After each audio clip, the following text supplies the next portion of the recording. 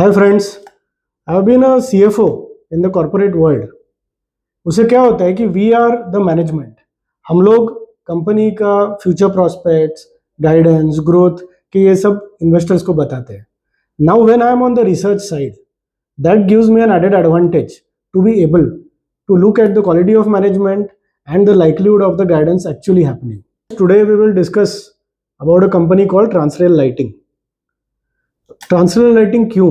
क्योंकि एक बहुत बड़े टेलविंड सेक्टर में है जिसको पावर जनरेशन के बाद ट्रांसमिशन एंड डिस्ट्रीब्यूशन बोलते हैं. Generally this is a invisible backbone of the energy revolution that the world is having, and India is having at a much faster scale compared to what is happening in the world. So the demand for electricity is booming all around the world, especially with the increase in generative AI, artificial intelligence. This needs huge computing power, और जिसके लिए बहुत सारे electricity की capacity लगती है, power की capacity लगती है. सो while AI is a smart tool, but the fact is it needs more electricity than many other traditional application of electricity that we are aware of. In India, the power demand is expected to grow even faster than the developed countries. Why? One, the government is pushing hard on Make in India. There's a manufacturing focus on the industrial usage of electricity. On the consumption side, more and more people are switching to electrical vehicles.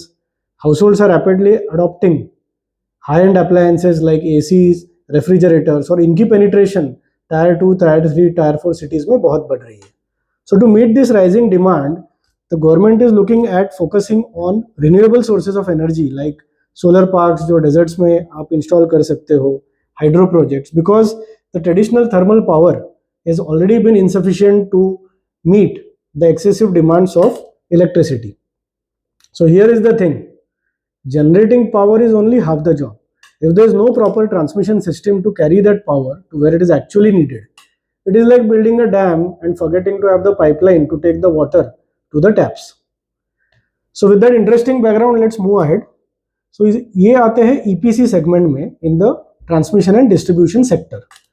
This sector is estimated to be around 1.75 lakh crore rupees by FY29. So इसमें एक 7 to 8% का annual CAGR expected है from FY23 to FY29. Why this growth, this big growth in a big value segment? Increasing electricity demand, government initiatives to push this, strong thrust on sustainability and rising adoption of smart grid technologies. यहाँ पे हमने आपको एक quick snapshot दिया है the 4 companies which are comparable in this sector. So KEC International has the highest market cap. उनकी जो revenue आती है from this particular segment of work is 59%. As you can see, Transrail has the 3rd highest market cap and it is the highest in terms of contribution of transmission segment to its revenue, which is 92%. So ये main segment है for Transrail Lighting. So let's deep dive into the business. The market cap of the company is 8,772 crores and it has a revenue of 5308 crores in FY25. ये आपको कुछ snapshots दिए हैं इनके main projects के. यहीं पे आपको देखने को मिलेगा कि इनके काफ़ी सारे कैपेबिलिटीज़ हैं. So 765 kV DC transmission line को इन्होंने किया है खावड़ा में. 400 kV डीसी ट्रांसमिशन लाइन का प्रोजेक्ट किया है निमुच मंदसौर में. Then India second largest cooling tower has been constructed by this company at Yadadri. और मुंबई में जो अभी जो फेमस अटल सेतु हुआ है which is the Trans Harbour Link so called, उसका इन्होंने लाइटिंग किया हुआ है. So let's dive in. Transrail Lighting has a very experienced management. It is a leading EPC company. It is a backward integrated where it has its own manufacturing of main products like towers, conductors, poles. ये सब in-house होता है. So Digambar Bagde is the executive chairman. He has over 5 decades of rich experience in this industry. He has an initial 1 decade experience of working in a reputed T&D company. उसके बाद 1984 में इन्होंने Transrail को form किया. And even today he is at the helm as the chairman, leading the board and management team in strategizing the pathway to growth. Mr. Randeep Narang is the MD and CEO with over 35 years experience in various sectors.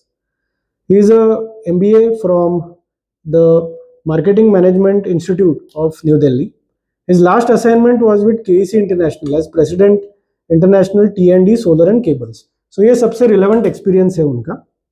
A quick snapshot about the revenue of this company.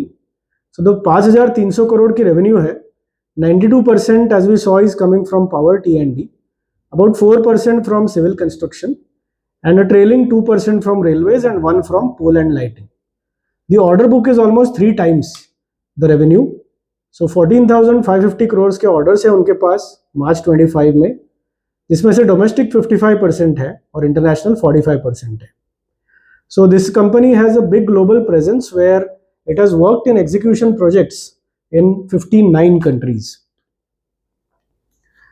Backward integration की जो बात हुई थी, सो raw materials में इनके जो in house manufacturing के लिए जो 3 कोर मटेरियल्स लगते हैं वो है steel, and these are the types, zinc and aluminium ingots.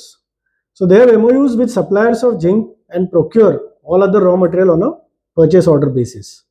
The raw materials are procured on a project-wise basis so that there is no long-term supplier contract, there is no binding on the price or the amount of inventory that needs to be piled up, which can vary project to project. And typically उनकी जो inventory है वो 30 to 45 days में consume हो रही है. With advanced planning and strong supplier relationships, the company sources its raw materials in time. So अभी supply chain में just in time concept है, जहां पे आपको ज़्यादा इन्वेंटरी लोड करके उस इन्वेंटरी को रखने का जो कैरिंग कॉस्ट है वो आपको मिनिमाइज करना है. So this company seems to be proficient at that because it not only has domestic projects but almost 45% of the revenue is also coming from its international clients. Client profile क्या है? So obviously central PSU, state governments are the main clients. Then there are private power T&D companies जिनके contracts मिलते हैं. And the international footprint is across various continents. So Africa में they have 27 countries, Asia 16, Europe, North America, South America. Then let's look at the business segments. यहाँ पे आपको एक snapshot में दिखाया गया है. And the good news is that they have also got into solar EPC in the last 6 months. So business portfolio में आपको बहुत wide ranging capabilities मिलेंगी, जैसे power transmission and distribution. Here you will see that 1200 kV, 765 kV, 800 kV, ये सब के transmission lines का काम ये कर सकते हैं. And there are other capabilities as well. तो इनका जो अनएग्जीक्यूटेड ऑर्डर बुक है वो इसी सेगमेंट से 13,458 करोड़ है. And they because they have wide capabilities and deliver end to end T&D solutions with in house design, manufacturing, testing and installation. Civil construction जो इनकी नेक्स्ट सेगमेंट है, वहाँ पे टर्न की प्रोजेक्ट्स ये कर सकते हैं. And capabilities are across these 4 categories.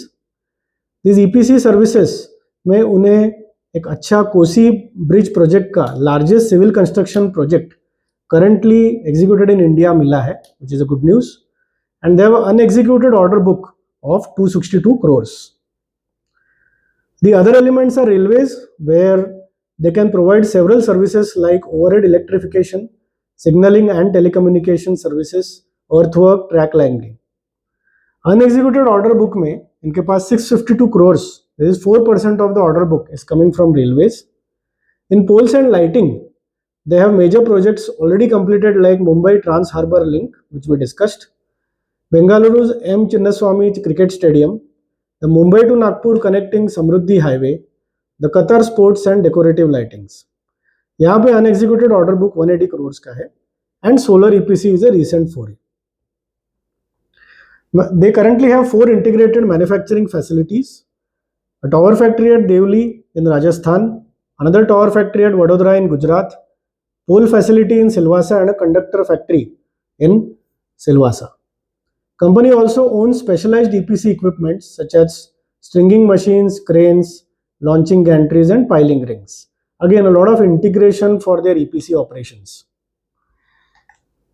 A lot of Capex happening over here as the company is growing very fast.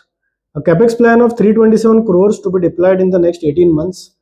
यहाँ पे जो उनका December 24 में जो recent IPO आया था और वहाँ से 90 crores रेज हुए हैं, उसका डिप्लॉयमेंट भी हो जाएगा. These are the 3 categories in which this Capex will be distributed over the next 12 to 18 months. Over and above that, the board has now approved an additional Capex of 50 crores for the towers and conductors, because the capacity utilization already is very high. Already towers का 90% और conductors का 100% है. So from 84,000, this will go up by 2.4x to 1,96,000 metric tons per annum for towers, and conductors will double. So this is specifically designed to take care of the company's order book going forward. So दोस्तों इसमें एक याद रखने की बात है कि the kind of order book that they have, they always will have a good visibility of the kind of work that they will need to do over the next 2 to 3 years. Hence, it is possible for them to commit the capex for a particular business segment. Let's look at the financial performance, which is very impressive. Revenue has increased at 32% CAGR in the last 3 years, while the profit after tax has grown at 72%.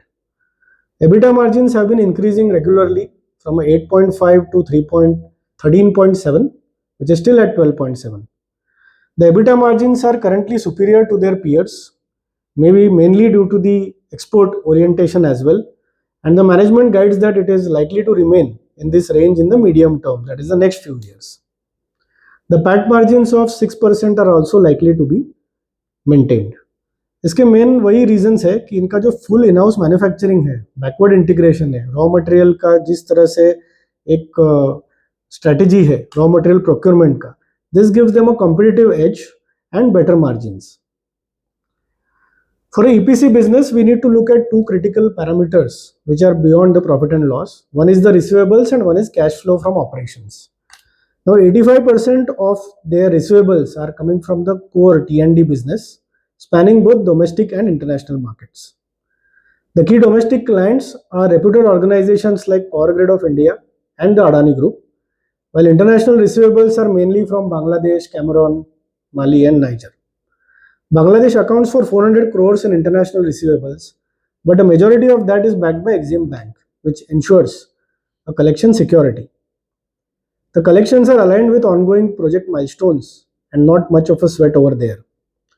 The good news is that the CFO divided by PAT for the last 4 years is 0.78x.